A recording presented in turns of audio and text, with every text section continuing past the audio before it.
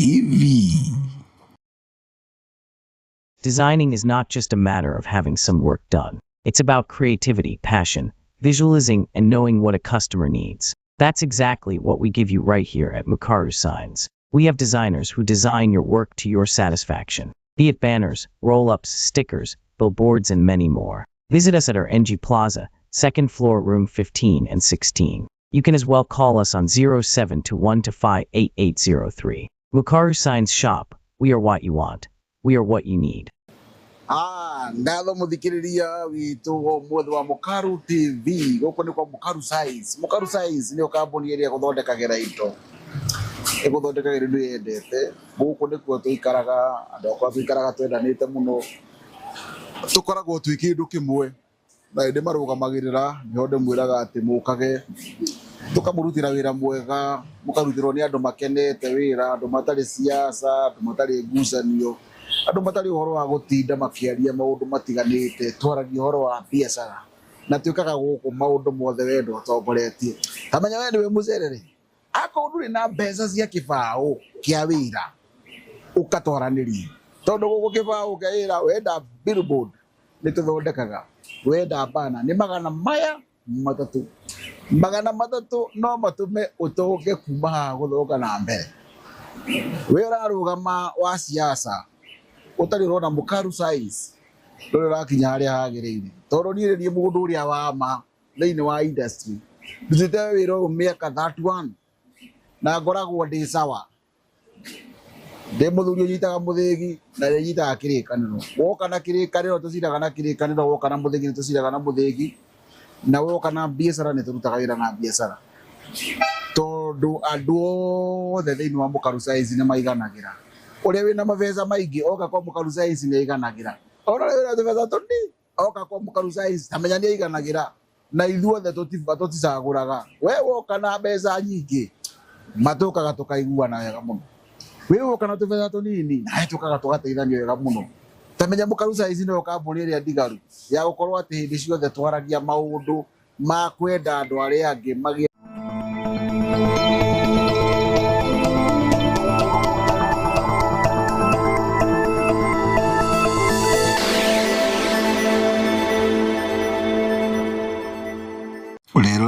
Mukaru TV.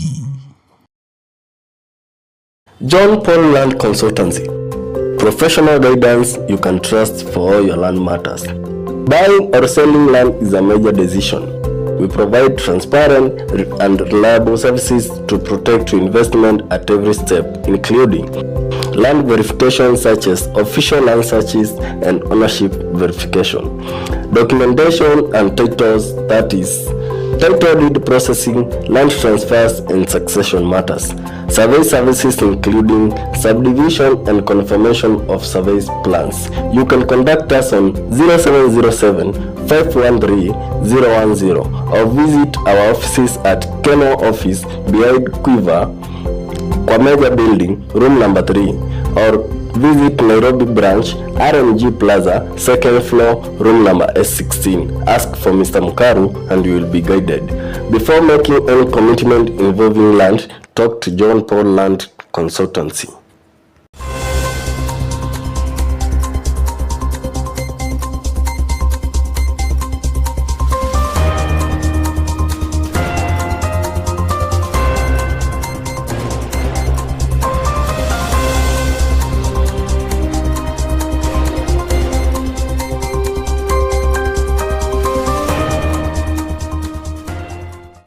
And a very good evening. Welcome to today's news updates at 7 p.m. My name is Mary Angatu. And now, as the curtains officially fell at the government spokesperson office, former spokesperson Dr. Isaac Mwaura left a major buzz after naming the ministry that performed best in national communication. This is where Mwaura officially handed over the baton to Charles Owino during a special event held in Nairobi. After serving for 33 months and 17 days, Dr. Isaac Mwaura, who has been appointed as the head of the Office of Diversity, Inclusion and Persons with Disabilities at the Office of the President, released statistics and evaluations on the performance of various ministries. In the early awaited assessment, the Ministry of National Treasury and Economic Planning emerged at the top as the best ministries in public information, dissemination and citizens communication. It was closely followed by the Ministry of Health, while Ministry of Agriculture and Livestock Development secured third place for excellence in government communication. The best ministry in terms of communication is National Treasury, John Badi. And since John Badi came, we have had a good time, because when it was the previous minister, Njuguna Ndongo, he was too academic.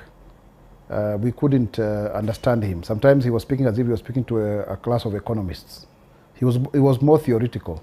But for John Badi, he has mixed politics into it, and it has worked very well. You know, it worked very well. He's been able to break down information, so give it to him. The second best ministry is a Ministry of Health, Aden Duale. They've really tried to work out things amidst very difficult circumstances, so give it to them. And then the third one is Ministry of Agriculture. Really they are trying to communicate, because we monitor here. We've been monitoring. When it comes to the state departments, the best state department is a State Department for Internal Security. Raymond Omolo is doing a very good job in terms of communicating. Followed by the State Department for Housing, PS Hinga, they are doing a very good job, affordable housing. And coming closely, State Department for Public Health, Mary Mudhoni, and also the State Department for Diaspora Affairs, Rosalind Jogu. Those ones, they stand out. In my tenure as a government spokesman, they need to be given their accolades. When it comes to agencies, the best communicator is KENHA, Kenya National Highways Authority. Very, very good, and also followed closely by Kenya Ports Authority. When it comes to the Constitutional Commission and independent offices, we have the National Gender Equality Commission standing out very clearly. So we encourage the ministries, departments and agencies to really do proper government public communication and tell the government story, because it's very, very important that we also see the best that there are. And now things have heated up in Siaya County after the County Assembly delivered a major blow by rejecting the nomination of several executives proposed by Government James Orengo. The Assembly's appointment committee, led by Speaker George Okonde, shut down the nomination, citing violations of public appointment laws. This is a fresh setback for Governor James Orengo following the County Assembly's refusal to approve the names of nominees returned to his cabinet during the vetting process. The appointment committee, led by Speaker George Okonde, stated that the appointments violated Section 10 of the County Government Amendment Act 2017.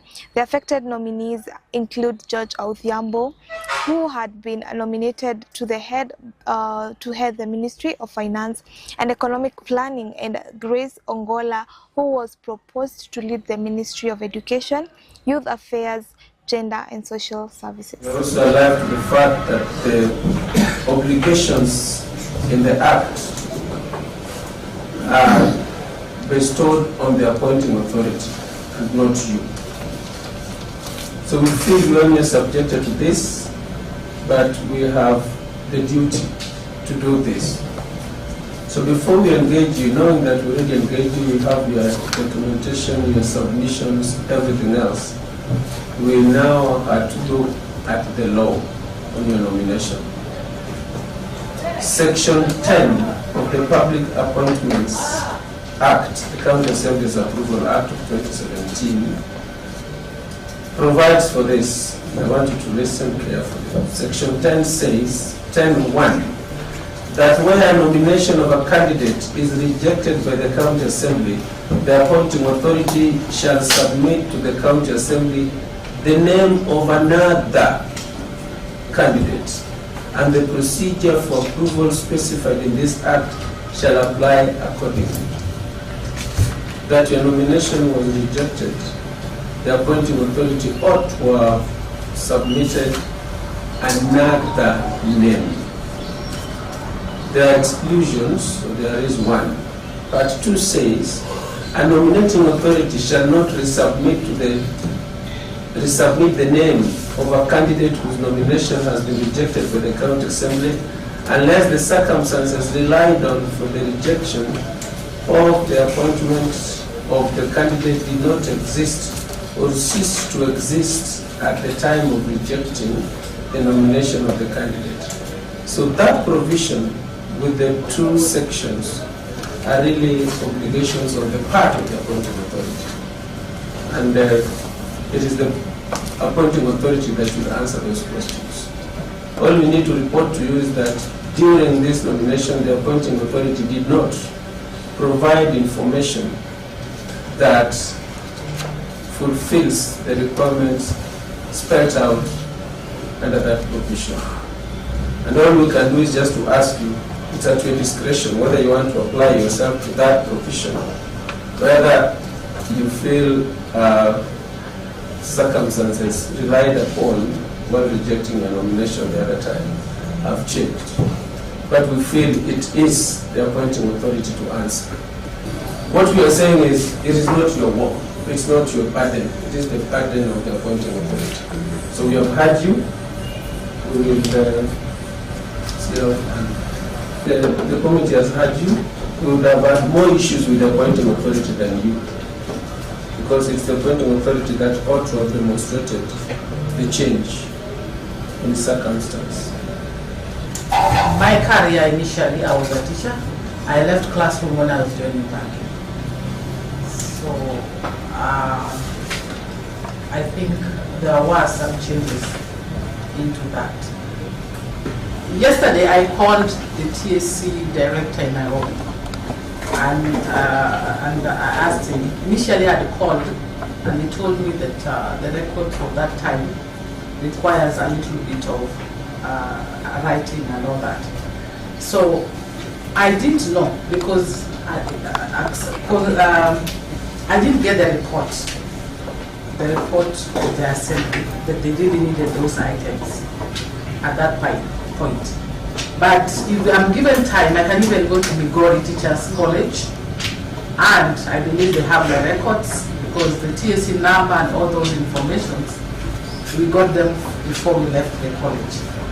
You know, there are certain times that you've done something and you think that you move forward so that you may not follow up.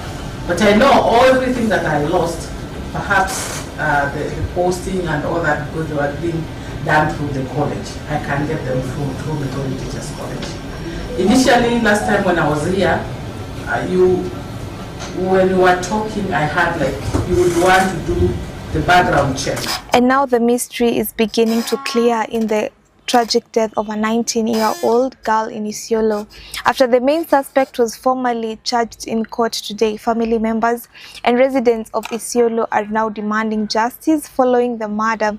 The suspect was brought before the Isiolo Principal Magistrates Court under heavy police guard following the completion of investigations into the tragic killing of the young person, which sparked widespread public outrage this week.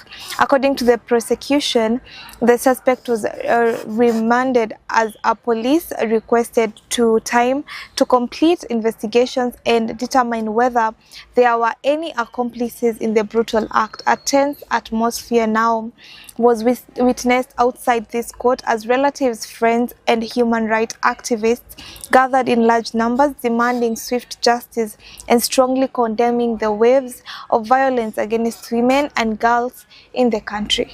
We are here at Isiolo Law Courts just to follow up on a case, on an incident that happened in Malkagala, where a young girl was killed.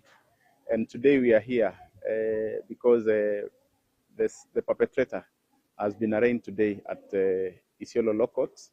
And we appreciate the process that has happened, because that has been a bit of swift action from the police and also the DCI to apprehend the perpetrator. And we, as a commission here in Isiolo, we want to also commit to this process to ensure that this family gets justice, and to keenly follow up on this case, and also to make sure that witnesses will be availed at the rightful time when that time comes. So we are here together with this family and also the other stakeholders here in Isiolo to follow keenly on this case. Nataka serikali na watu wa agenda wasimame na mimi vile tayari wamesimama na mimi. Especially DCI, the phone of my daughter has not been recovered. It looks like this matter need another deep intelligence investigation so that the more evidence will be provided during the processing of this issue. I appreciate the stakeholders for their standing with me. I kindly request for the support as much as concern from gender-based national government to support the facilitation to transport my witness and give them enough security to stand solidarity with my issue. Mwaka huu tu mtoto wa grade 8 ambaye alikuwa na miaka 14 kutoka kwa shule ya Biliko Primary School aliweza kurepiwa na akapewa mimba na mtu ambaye alikuwa anajulikana na familia yake. Mwingine wa miaka 4 mwezi wa 6 aliweza kudifailiwa, na hii mwezi pia mwisho ya hii mwezi ya hiyo mwezi wa 6 mtoto wa miaka 13 ambaye ako grade 8 bado hapa pale Malkagala Junior Secondary School alikuwa pia sexually assaulted na mtu wa miaka 27. Na mwingine wa miaka 14 bado ambaye ni wa grade 8. Kwa hivyo tunaangalia kwamba kama watoto ni kama wanalengwa watoto wa grade 8. Hiyo ni kuua ndoto ya huyo mtoto.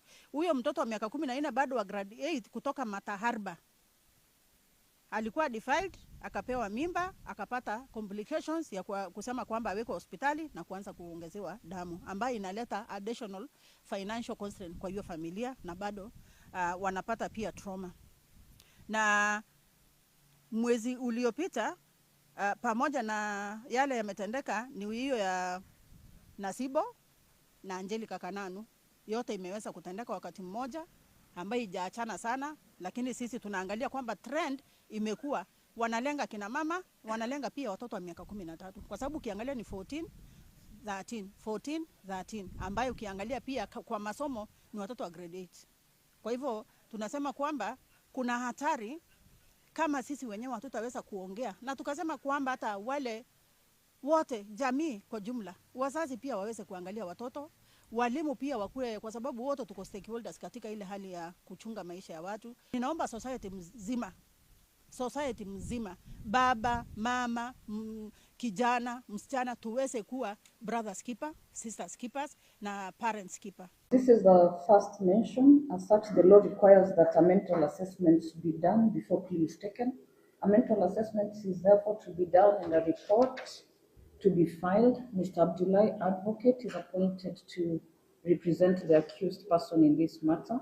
The matter will be mentioned on the 20th of August to confirm progress and to give a date for plea. The accused person will be remanded at Isiolo GK prison until then. Kesi kama hii imekuwa mingi kwa kaunti ya Isiolo. Tunaomba serikali ishughulike vilivyo, haki kwa familia ipatikane, na kesi kama hii tena isiwahi rudia hapa tena, kwa sababu kama hatua mzuri haijachukuliwa haki haiwezi patikana. Kama haki itapatikana, mwenye anafanya matendo kama haya lazima awe mafunzo kwa wale ambao waliobaki ambaye wako na tabia kama hii. So tunaomba mashirika ambaye sio ya kiserikali waelimishe jamii hatari ya kufanya hii jambo.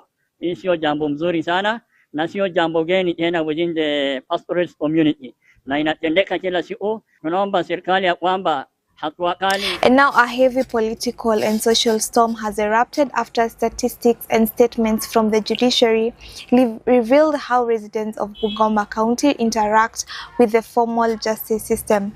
While the report shows that only a small percentage of residents step into courtrooms to seek justice, social media has been ablaze with murmurs and fierce debates.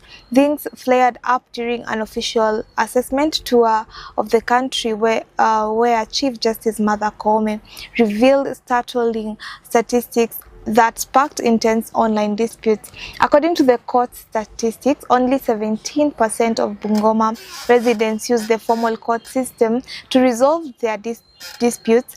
The vast majority, reaching approximately 64%, choose to use alternative dispute resolution (ADR) methods outside the halls of justice. Excellency and the entire leadership of Bungoma County for the warm reception of myself and my delegation made up of senior judges and the Chief Registrar of the Judiciary and other members of the Judiciary. We have come to Bungoma, hosted by our presiding judge here in Bungoma and the entire staff of Bungoma Law Courts to assess the needs, the justice needs of this county and to listen to the challenges that they encounter here and see how we can foster partnerships with other organizations and working with other justice actors so that we can attend to those needs. With me is also the PS Children Services, Madam Carol Ogego, who is here because of the many issues of children in need of care and protection, children who are victims of offenses such as defilement, which is on the increase. And therefore we were talking together to say this is a societal problem that cannot be handled only by the Department of Children or the judiciary or the county. It is a collective responsibility for all the people of Bungoma to understand that we have a responsibility to protect and promote the rights of children. So we have spoken on any issues, including the alternative justice system, and we are here to see how we can collaborate with the county government of Bungoma to also have a county action plan to start the alternative justice system here in Bungoma. And His Excellency, the Governor, has agreed that he is going to work with the judiciary so that we can have an NJS suite where people can come and discuss their problems and resolve their problems amicably, thereby building relationships and restoring harmony in the society. Because we in the judiciary, we've done a justice survey, and it is so clear here in Bungoma, only 17% of the people go to the formal courts. About 64% seek alternative justice from the chiefs, from the elders, from the religious groups, from the marketplace, and a significant number of people from Bungoma, about 19%, do not even seek justice anywhere. When they are wronged, they say, tunaachia Mungu. So it is the responsibility of the judiciary under Article 159 to ensure that even these 64% of the people who seek alternative justice system, we bring them within a formula that justice that they seek alternatively is also recognized. And that is what we do, because when they have been trained as NJS practitioners and they enter into agreements, we adopt that as the order of the court, and the dispute is completely resolved because they shake hands and there is no appeal from that agreement. So we will work together to address all the justice needs in Bungoma. We have heard the request of His Excellency the Governor to operationalize a county court so that they can be able to implement the county bylaws, and we are ready as the judiciary when we have been assisted with adequate premises to do that, we will be able to station a magistrate to do that. And we are so grateful to the County of Bungoma for allocating the judiciary land to expand, because where we are really congested. We are grateful for this partnership. We were given some 1.5 acres of land to build a court. So thank you very much, Your Excellency. And now, as the world marks World Breastfeeding Week, significant strides have been made in Tharaka Nithi County, where communities and mothers have been educated extensively on the importance of exclusive breastfeeding for infants. County health officers led a vigorous community mobilization campaign aimed at reducing infant mortality and improving child health. In marking this important week, reproductive and child health experts in Tharaka Nithi focused their efforts on rural areas, educating communities on the benefits of feeding babies exclusively on breast milk and for the first 6 months, without giving them water for any other supplement or any other supplementary food. Health officers noted that dispute successes, certain cultural practices and challenging still hinders exclusive breastfeeding, while emphasizing the importance of a proper nutrition for breastfeeding mothers to produce adequate milk. Today we are gathered here, joined by partners, the county government of Tharaka Nithi, the partners such as IDE, Vitamin Angels and Helen Keller through the Transforming Lives Through Nutrition program. And we are gathered here as a part of series of events commemorating the World Breastfeeding Week. We recognize breast milk as the ultimate superfood, and we are committed to support causes such as providing capacity building. We have trained healthcare workers and community health promoters to ensure that they're able to reach the households and provide education not only to the mothers but the whole households for our role in supporting breastfeeding. We also work with partners and working on the provision of integrated services, recognizing that breastfeeding starts even during pregnancy, that mothers or pregnant moms need education, and that it's the simple things, the practical support that we've been offering that enables our moms to support in terms of attachment, latching, and having that supportive environment for breastfeeding. We recognize breastfeeding also as essential for nutrition in terms of immunity, cognitive development, and the holistic development for our children.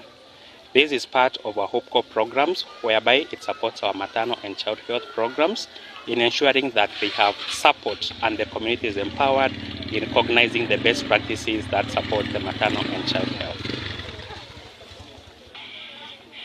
So in Kenya, we recognize that 6 out of every 10 children are exclusively breastfed. That's why we have taken up for us to ensure that every child is exclusively breastfed and their caregivers receive that support. We are also working with partners to ensure that our women get the best care and thriving environment for them to breastfeed, such that out there it needs to be known that breastfeeding is not only for women but the whole family has a responsibility to ensure that our mothers receive the best environment and support, which goes towards this year's theme on strengthening what works. Are there any challenges maybe that hinder or maybe women face, mothers face in terms of breastfeeding, and how can you address them, or maybe what are you doing to address some of these challenges? One of the common challenges and barriers we are trying to break is that we have come to realization that what we perceive to be basic knowledge is not quite known out there. Our mothers need education and practical support to know how to do the breastfeeding, when to do it, and even how we're able to transition from just breastfeeding to even complementary feeding. That's where we've come up, and even as part of today's activities, without those practical demonstration. Secondly, one of the gaps we are trying to break is that there has been that limited role of partner support, not only in terms of breastfeeding, but also the support for the holistic care, including even those antenatal clinic visits, whereby caregivers are able to receive that support. So we are shifting the conversation of breastfeeding from just the mothers to the whole family and the community as a whole. Na sasa kunyonyesha mtoto for 6 months hakunanga shida yote, huwezi usikia mtoto anaoma, huwezi kuwa unasikia mtoto ako na shida ya tumbo. Njuu hizi nini ukikula vizuri hizo vitu nakula zinaenda mpaka kwa mtoto. Hakuna maana ya kupea mtoto maji unakunywa maji ya kutosha ndio mtoto apate hiyo maji kupitia wewe. Sasa tumefunzwa mambo mingi sana kuhusu na watoto wetu wanakuwa vizuri tangu tuanze hiyo masomo ya malezi bora. Watoto wetu tumechange sana kama hii community na tunawashukuru sana. Vile vitu unakula ndizo mtoto anakula. Ukikula chakula unaongezea na matunda na maji kwa wingi, hiyo kitu inasaidia mtoto sana na mtoto anakuwa na afya mzuri. Mimi ningewaambia hata ukinyonyesha mtoto, hata ukipata watoto 10, ukinyonyesha mtoto nyonyo itakuwa sawa. Mimi wakati nazunguka huko vijijini huwa tunapata wamama wengine hawataki kunyonyesha watoto, wanasema matiti. Parents and guardians across the country have been urged to be vigilant and take active responsibility during the short August holiday following the new revelations from school heads regarding the academic success of students under the CBC. Education experts note that this holiday is not a time for children to waste time, but rather a central pillar for building their practical skills. As schools close for the August break, primary and secondary schools Head Teachers Association have issued a strong warning to advise to parents, emphasizing that a student's success in the CBC system does not rely solely on the classroom. Wengi wa wazazi walichukulia kwamba mtaala huu wa CBC ama CBE itahitaji mambo mengi sana, lakini walikuwa wamepotoka. CBE ndio inahitaji wazazi kuwepo. Tunasema hands on. Lazima uwe na mtoto karibu, lazima wakati mwingine umsaidie kushughulikia ile kazi ambayo amepewa nyumbani, na lazima ununue vifaa ambavyo vinahitajika shuleni. Kwa hivyo tujaribu kuwajibika. Tukiwachilia kwamba kuna mengine ambayo shule itatoa, serikali itatoa, tusingoje serikali. Mtoto ni wako, wajibika. CPE came at the right time. It is a good curriculum, and parents should embrace it, because you see, we are moving away from the theoretical way of teaching. We want everybody to be involved. Even when when they are learning in the class, it is not the teacher standing in front and lecturing those children. They are all involved. So even parents are also involved. So when we find somebody is talking ill about the CPE, is not on the right track.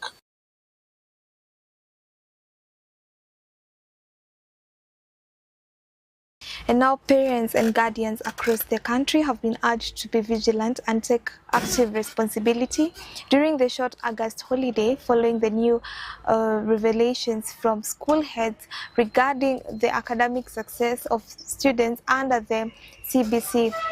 Education experts note that this holiday is not a time for children to waste time, but rather a central pillar for building their practical skills. As schools close for the August break, primary and secondary schools Head Teachers Association have issued a strong warning to advise to parents, emphasizing that a student's success in the CBC system does not rely solely on the classroom.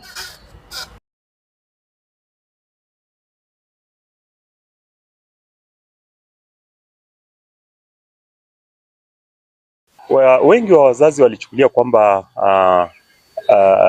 mtaala huu wa CBC ama CBE itahitaji mambo mengi sana, lakini walikuwa wamepotoka.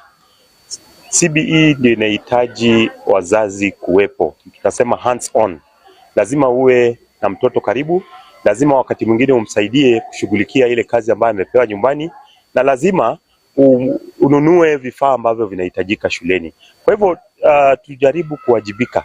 Tukiwachilia kwamba kuna mengine ambayo shule itatoa, serikali itatoa, tusingoje serikali. Mtoto ni wako, wajibika. CPE came at the right time. It is a good curriculum, and parents should embrace it, because you see, we are moving away from the theoretical way of teaching.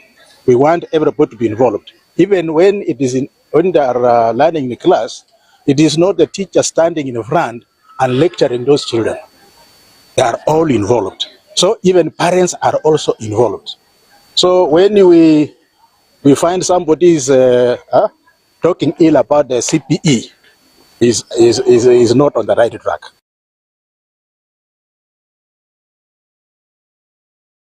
And now that brings us to the end of our today's news updates at 7 p.m. My name is Mary Angatu. Thank you for tuning in. This is Mukaru TV and we are here courtesy of Mukaru Science Shop. They are located at RNG Plaza.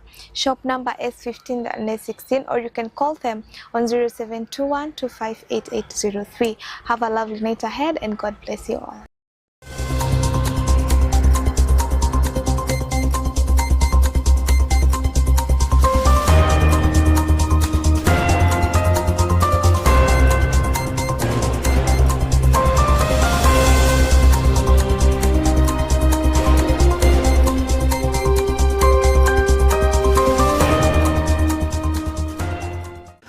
Ngatho cia mwanya mwiroreri wa Mukaru TV tweho ithaa ringi tukiaria uhoro wa migunda ni tuguraga na migunda ikoragwo itaitu no taitu iyo ni turenda guikara tukimenyaga rugano rwayo history ya taitu nginya tumenye tuguka kuigirira migunda ri turigirira twi andu mahana atia itandiko ndo ni nyamba gwika research nditengeraga tondu ni ureranwo na ndigenda kwira mundu tiga ihenya ria kugura mugunda aba wethe andu expert aria mamenyete hitho na thiri ya migunda uria thiaga tondu siringi yaku ndibatie kuragira oro guo riera-ini na nikio gwitaga guko kwa Mukaru TV tondu twaragia maundu oro maria maumagiriria mundu haria angikenera marito makwa ndicenjetie no muthuria wa Mukaru mucera wa baria wa Mbogo ndimuigwa na mbuya baria ya Weru marika bari mawathanire wa Maina Mwangi ndia wa Githaku nikia wa Irimu o muthenya ni njugaga thayo. Karibu director. Thank you sir. Yes. Nakushukuru bwana Mukaru. Salimia watazamaji wetu. Ninawasalimu nyote mnatazama katika runinga ya Mukaru TV. Ni mimi wenyu John Paul Land Consultants, niko hapa niwaletee mambo ya ardhi. Asante. Okay. Leo tunataka nataka kuuliza maswali on behalf of our viewers. Yes. Kuna ile inaitwa about visiting ground for surveying. Unajua kuna ile tunaweza kupata huku kwa Mukaru TV, unakuja unatuambia uko na plots Juja Farm, uko na plot wapi, lakini hiyo Juja Farm umesema miaka 2 ukisema Juja Farm tunashindwa hii watu wote na walinunua zikaisha, kwani hakuna nini shamba ingine ama ni ile tu unauza. Unajua ni vizuri kusema kama iko na kama hakuna ili tujue utuchanue sisi kama watazamaji wa Mukaru TV. Okay. Na kuuliza maswali hii si mimi peke yangu, lakini hata wao wakiwa bahari pale wanataka kujua hii ya kuvisit ground, kufanya ile survey ya saba ili ujue mahali pale ndio nimeenda nilipata na hapa ndio tanunua. Mtu anaanza wapi? Asante sana bwana Mukaru kwa nafasi hii unanipatia niweze kuambia wale wanatazama kwa hii runinga ya Mukaru TV. Nitaanza na jambo moja ilitendeka kwa ofisi yangu. Mama akakuja kwa ofisi akaniambia niko na shamba yangu 1 nataka nigawie watoto wangu ploti. Na kisha nikamwambia hatua ya kwanza tutaenda kufanya search, na tukafanya search na ikakuwa iko sawa. Haya. Hatua ya pili ni kwenda kufanya ground search kama vile mwelekazi wangu ananielezea surveying, kufanya survey ground kuna namna gani. Baada kupata hiyo kwenda ground na map, nikafika ground na map kuangalia haipelekani. Kaambia mama haipelekani, ile map inasema na vile ground iko haipelekani. Mama kananiambia namna gani? Unaniambia nini? Hii shamba ninalima zaidi ya miaka 10 na hakuna mtu anekuja kuniuliza swali hata moja. Unaniambia mambo gani? Ikakuwa ni issue. Kaambia sasa survey mimi sikuelewi na unanichanganya. kwa sababu ninelima hapa miaka 10 na sijaulizwa swali. Na mimi nikiangalia hiyo green card iko sawa, search iko sawa, title iko sawa, lakini ground beaconing inekataa, location ya shamba inekataa. Nikaambia sasa hii maneno tutaenda kwa ofisi ya chief ili aweze kuinterpret. Kama mimi haunisikizi, wacha tuende kwa mkubwa. Tukaenda kwa ofisi ya chief na nikamwelezea nimekwenda ground na haipelekani na hii map. Sasa shida ilikuwa hivi, huyu mama yule alimuuzia hiyo shamba alikuwa na title 2 ya loko, same loko, lakini ile title alimpatia alimuzia title tofauti ya hiyo shamba. Makosa ya kwanza iliingia pale, yeye alichukua title na wakandikania kwa wakili na kaenda kubadilisha isiyo hiyo shamba. Makosa. Chief akamwelezea, ebu kaambia Savea, ebu tuone na hii map unioneshe hii shamba iko wapi. Shamba hiyo mama alinipeleka ilikuwa pande hii, lakini ile kwa map iko pande nyingine, still same location.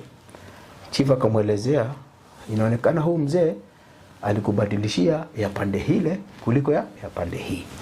Na ndio hapo unahitaji mtaalamu, an expert. Wakati unanunua hiyo map, kama hajatafuta mtaalamu, amwambie hapana, hii title si ya hapa, hii title ni ya pande ile. Na hapo bahati mbaya mwenye kumuzia hakuweko, alikuwa shakufa. Sasa shida ni kwamba lazima succession ifanywe ndio hii shamba itoke pande hii ikuja pande hii. Kwa hivyo wakati unesema mambo ya kuvisit ground, hiyo ni kitu moja bora zaidi. Sio title peke yake, tafuta expert aweze kukupeleka ground, na baada kufanya kila kitu kwa sawa, proceed on to the next stage.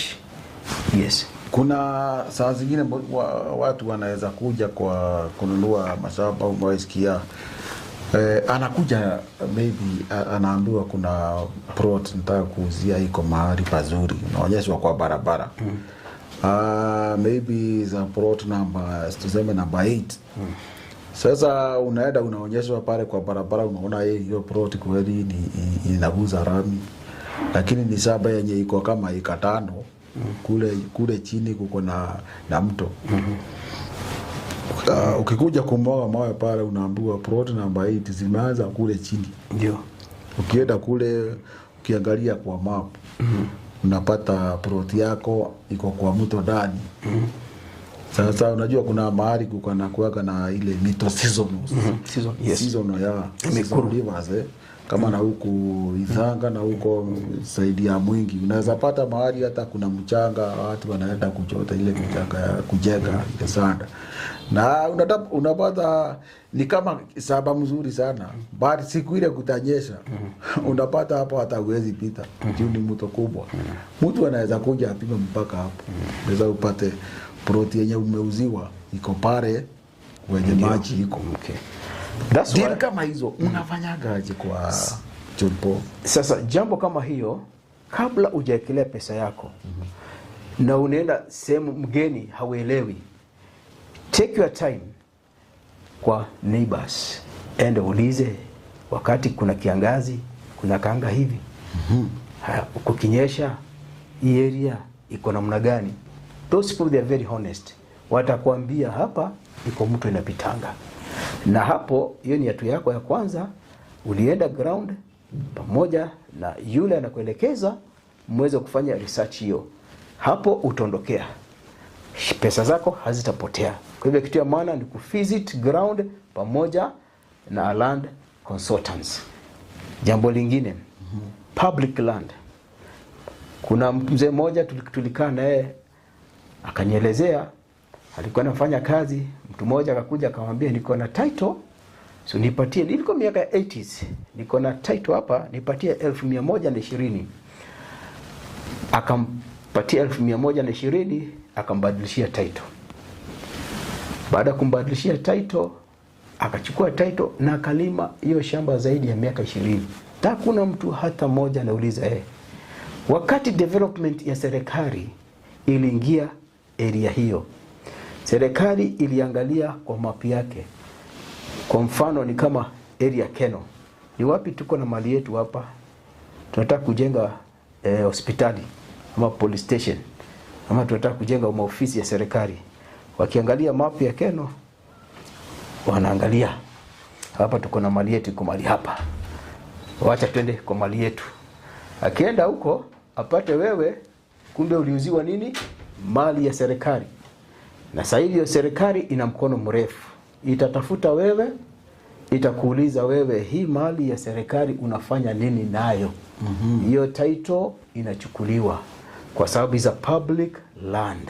Kwa hivyo ni kitu chema. Huyo mzee akaniambia alipoteza shamba yake ilichukuliwa hivyo kwa sababu aliletewa title na kuna kitu kingine alifanya. Alichukua title na kaiweka shamba, kaonesho na kaanza kulima. Kwa hivyo kitu cha maana ni kwamba land ya serikali ama public land, hiyo sio halali. Iliyo karibu na mto, mniona yale mambo inatendeka, hiyo sio halali. Na mara mingi tunakimbizanga deal mbio mbio. Ukiona deal inakimbizwa, iondokee. Wacha ijipeleke kwa utaratibu.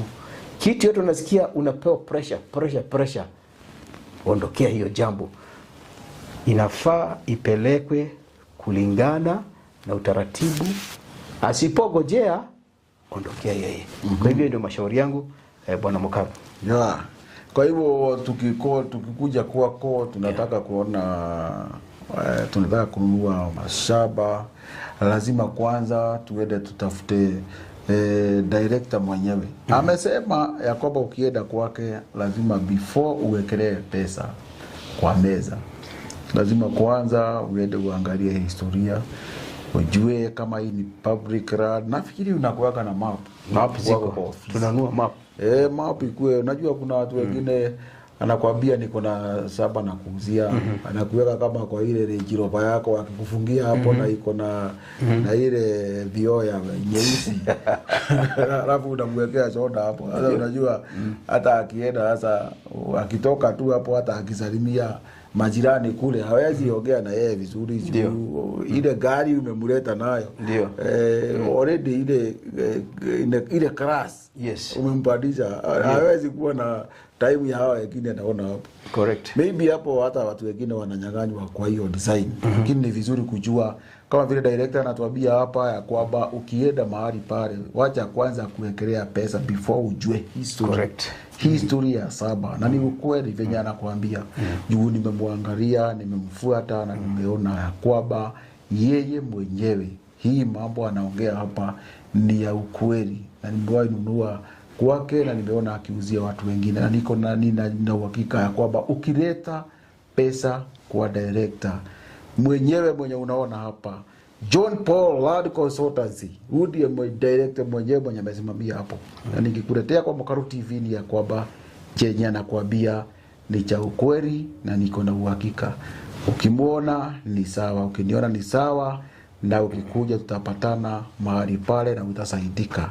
Namba yako ya simu tukimalizia 070751 3010. Nitarudia tena 070751 3010. Hapa Nairobi utatupata kwa RNG Plaza, tuko gorofa ya pili, room 16. Kifika pale uliza Bwana Mukaru, atakupatia mwelekezo zaidi. Kikuja pande ya Keno Kabati, ofisi yangu iko nyuma ya Quiver pale Maguna. Ukifika pale unipigie namba, utanipata, niko ground floor, room number 3. Gatho cia mwanya tucemanagia kwa Mukaru TV nigetha ugathikagiriria uhoro wa uguri na wigithia wa migunda nginya hindi enge tugacemania tukire andu aya matigire na mahinda mega. Thank you very much. Thank you sir. Thank you.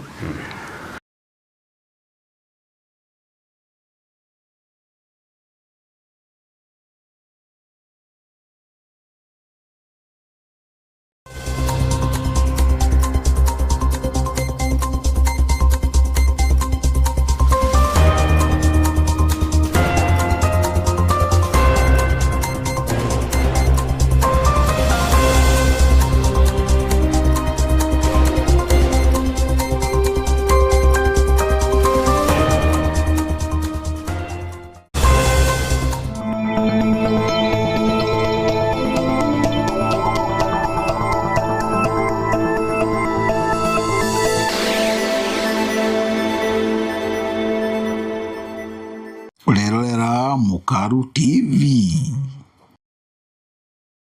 Designing is not just a matter of having some work done. It's about